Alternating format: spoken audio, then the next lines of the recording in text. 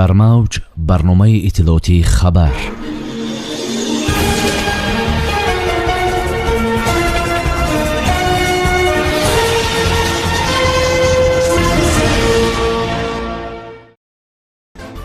мулоқоту музокироти сатҳи олии тоҷикистону русия. маросими сарфарозгардонии президенти ҷумҳурии тоҷикистон муҳтарам эмомалӣ раҳмон бо мукофоти давлатии федератсияи русия ордене барои хизмат дар назди ватан.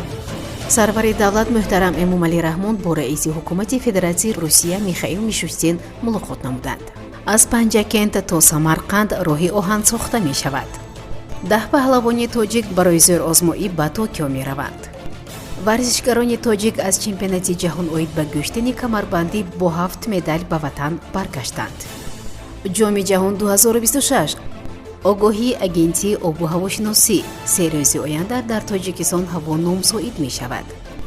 дар доираи сафари расмии президенти ҷумҳурии тоҷикистон муҳтарам эмомалӣ раҳмон ба федератсияи русия дар қасри Кремл мулоқоту музокироти сатҳи олии тоҷикистону русия баргузор гардид. президенти ҷумҳурии тоҷикистонро президенти федератсияи русия муҳтарам Владимир Путин самимона истиқбол гирифт. зимни музокирот сарони ду давлат дар доираи мулоқоти хоса ва бо иштироки ҳайатҳои ҷонибҳо дар фазои дӯстона ва ҳусни тафоҳум ки хоси муносибатҳои байниадавлатии ду кишвар мебошад, маҷмӯи васеи масъалаҳои ҳамкории дутарафаро муҳокима намуданд. сарони давлатҳо ҷанбаҳои кунунии шарикии стратегии ҷонибҳо аз ҷумла масъалаҳои ҳамкорӣ дар бахшҳои иқтисодиву тиҷоратӣ, фарҳангию гумнитарӣ, инчунин соҳаи амниятро баррасӣ намуданд. ҳамчунин оид ба доираи васеъ масъалаҳои дорои хусусияти минтақавӣ ва байналмилалӣ мубодилаи афкор анҷом дода шуд. зимни музокирот пешвои миллат зикр намуданд ки сафари мазкурро ҳамчун қадами муҳим дар роҳи тавсеяи минбаъдаи шарикии стратегӣ ва ҳампаймонии ду давлат мешуморанд ва ба он ишора намуданд ки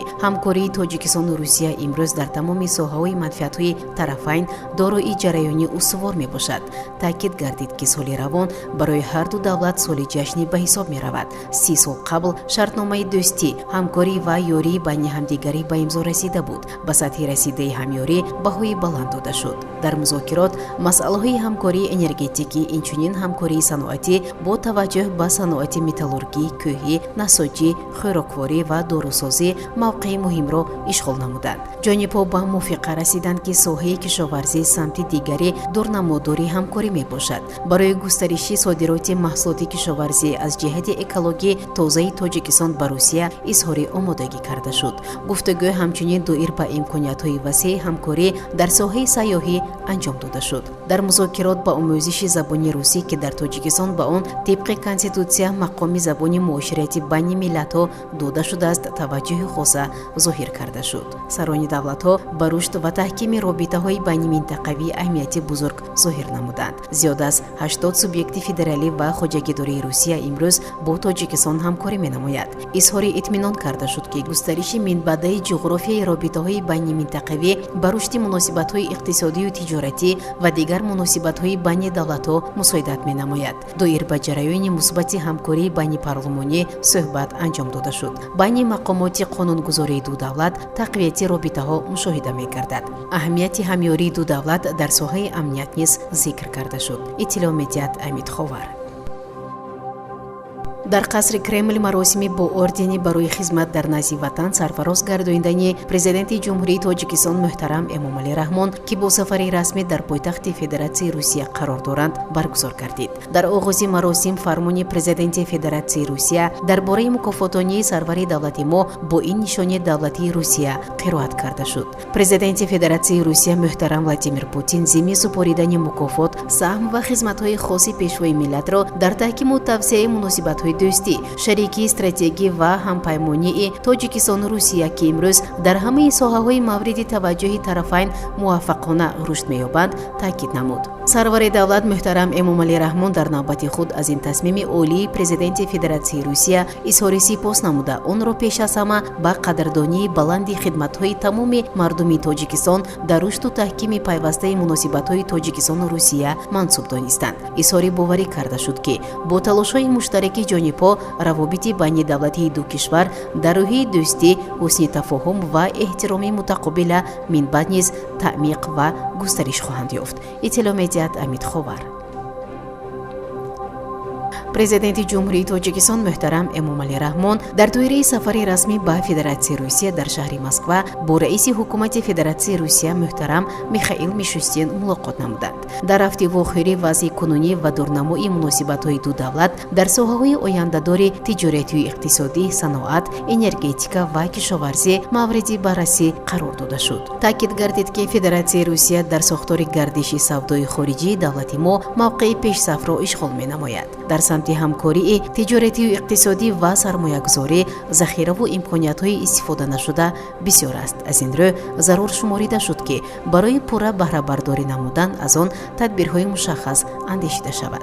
Дар ҳафти мулоқот тазаккур дода шуд ки татбиқи лоиҳаҳои муштарак дар бахшҳои саноати кӯҳӣ, металлургӣ, мудофиавӣ, коркарди нафту кимиё, саноати хӯрокворию сабук, насоҷӣ, фарматсевтӣ ва истеҳсоли масолиҳи сохтмонӣ ба манфиати ҳарду ҷониб хоҳад буд. ҷалби сармояи Русия барои таъсиси паркҳои саноатӣ, насоҷӣ, хӯрокворӣ ва коркарди маҳсулоти кишоварзӣ зарур шуморида шуд. Аз сатҳи ҳамкорӣ дар соҳаи гуманитарӣ ибрози қаноатмандӣ намуда, ҳамзамон бо ин ба густариши минбаъдаи робитаҳои амалӣ дар соҳаҳои маориф, фарҳанг, тандурустӣ ва сайёҳӣ ҳавасмандии худро изҳор доштанд. Дар ҳафти суҳбат ҷонибҳо ҳамчунин оид ба масъалаҳои муҳоҷирати меҳнатӣ ва дигар мавзӯъҳои мавриди таваҷҷӯҳ гуфтугӯи судманд анҷом доданд. барои рушди соҳаи сайёҳии Тоҷикистону Ӯзбекистон байни шаҳрҳои Панҷакенти Ҷумҳурии Тоҷикистон ва Самарқанди Ҷумҳурии Ӯзбекистон роҳи оҳан сохта мешавад. Дар ин бора аз дафтари матбуоти ҳукумати шаҳри Панҷакент ба Азия Плюс иттилоъ доданд. Ба гуфтаи манбаъ, дар ҳукумати шаҳр бо собиқадорони соҳа, мутахассисон ва дигар шахсони масъул машварати корӣ доир шуда бунёди роҳи оҳан миёни Панҷакент ва Самарқанд баррасӣ шудааст. мақсади бунёди роҳи оҳан рушд додани соҳаи сайёҳӣ мебошад. хатти ҳаракати роҳи оҳан истгоҳи Панҷакент, истгоҳи Булунхур, истгоҳи Ҷамбай, истгоҳи фабрикаи Ӯзбекистон пешбинӣ шудааст, мегӯяд манбаъ. манбаъ афзуд, ҳоло барои бунёди роҳи оҳан аз ҳарду ҷониб гурӯҳҳои корӣ ташкил шуда ҳуҷҷатгузорӣ ҷиҳати омода намудани лоиҳаи роҳи оҳан идома дорад.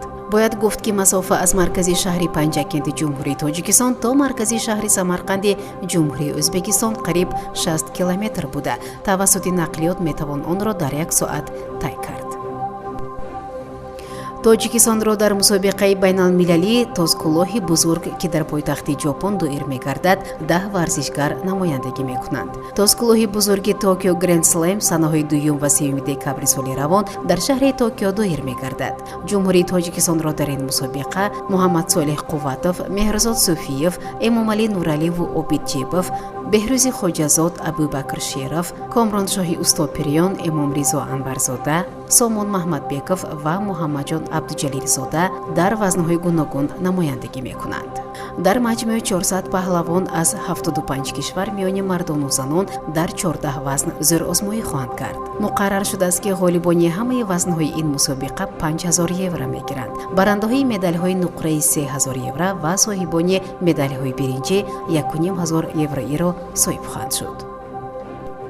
Тоҷикистон Покистонро бо ҳисоби калони 6-1 мағлуб кард. Тими миллии футболи Тоҷикистон дастаи мунтахаби Покистонро дар доираи марҳилаи интихобии ҷоми ҷаҳон оид ба футбол 2026 бо ҳисоби бузурги 6-1 мағлуб карда, соҳиби 3 хол ва муваққатан то анҷоми бозии дигари гурӯҳ садрнишини гурӯҳи Ҷ шуд. ёдрас мешавем, ки бозӣ дар варзишгоҳи Ҷаддаи Исломобод пойтахти Покистон баргузор гардид. паҳлавонони тоҷик аз чемпионати ҷаҳон оид ба кӯштани камарбандӣ, ки санаҳои 16 то 19 ноябри соли равон дар шаҳри Гулистони Ҷумҳурии Ӯзбекистон баргузор гардид, соҳиби 7 медаль гардиданд. дар ин хусус Амид Ховар иттилоъ медиҳад. дар чемпионати ҷаҳон оид ба кӯштани камарбандӣ Ҷумҳурии Тоҷикистонро варзишгарони ноҳияи Зафаробод муаррифӣ намуда, соҳиби 7 медаль, 2 тилло, 1 нуқра ва 4 биринҷӣ гардиданд. дар чемпионат варзишгарон аз 13 давлат иштирок намуданд. ба иттилои агентии обу ҳавошиносии кишвар, санаҳои 22-23 ноябр дар ҷумҳурӣ якбора номусоид гардидани вазъи обу ҳаво пешгӯӣ шуда, борон бо гузариш ба барф ба амал меояд. дар ноҳияҳои тобии ҷумҳурӣ, ноҳияҳои алоҳидаи вилоятҳои Суғд ва Хатлон борони бо шиддат ба амал меояд. ба иттилои агентӣ, санаҳои 23-24 ноябр дар бештари манотиқи ҷумҳурӣ ҳарорати ҳаво то 10-12 дараҷа паст мешавад. дар ин рӯзҳо бо сабаби ба амал омадани бориш дар дарёҳои шохсу қизилсӯ ва дарёҳӣ аз нишебиҳои ҷанубӣ қаторкӯҳҳои ҳисор ҷоришаванда баландшавии сатҳи об аз эҳтимол дур нест. Кумитаи ҳолатҳои фавқулода ва мудофиаи гражданӣ назди ҳукумати ҷумҳурии Тоҷикистон дар робита ба ин ҳолат ба таваҷҷӯҳи меҳмонон ва сокинони мамлакат мерасонад ки эҳтиёт намоянд. Кумита аз аҳолӣ даъват менамояд ки ҳангоми истифода аз роҳҳои кӯҳӣ эҳтиёткор бошанд, воситаҳои нақлиёти худро пешакӣ омода созанд ва то ҳадди имкон аз рафтан ба минтақаҳои хатарнок худдорӣ намоянд. дар мавҷ барномаи иттилоотии хабар.